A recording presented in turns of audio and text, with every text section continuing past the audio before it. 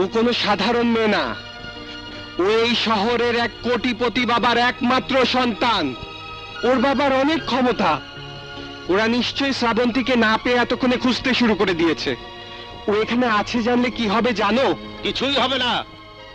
আমি ওই সব বড় লোকের ধার ধারি না। যে মেয়ে নিজের ইচ্ছায় আমার বাড়িতে এসেছে তার জন্য আমি সব কিছু করতে পারি। আজ থেকে ও এখানে থাকবে এবং তোর বউ হয়ে।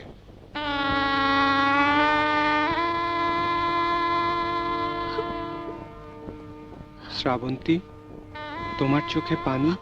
আমার এক চোখের পানি তোমাকে আপন করে পাওয়ার আনন্দে, অন্য চোখের পানি সারা জীবন ড্যাডির স্নেহ বঞ্চিত হয়ে থাকার বেদনার।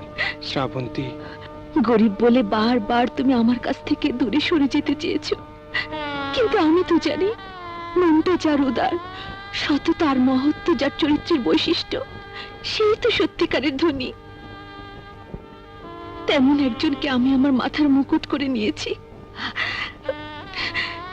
এই যে আমার কত বড় সৌভাগ্য। এই রাতে স্বামীর কাছে আত্মসমর্পণের আগে বাঙালি নারীর একটি মাত্র চাওয়া থাকে, তা হলো দেনমোহর। আমার সেই দেনমোহর কি জানো? টাকা পয়সা ধন দৌলত কিছুই না, তুমি আমার দেনমোহর। কথা দাও, এই হতভাগিনীকে ছেড়ে কখনো তুমি দূরে সরে যাবে না। কথা দিলাম। আমাদের সংসার জীবনে অনেক ঝড় আসবে, তুফান আসবে। সিঁদুরের চেয়েও ভয়ঙ্কর আঘাতে আমাদের সোনার সংসার ভেঙে চুরমার করে দিতে চাইবে। পারবে না শ্রাবন্তী, পারবে না। আমার বিশ্বাসের দেয়ালটা অনেক বেশি মজবুত, অনেক বেশি শক্ত।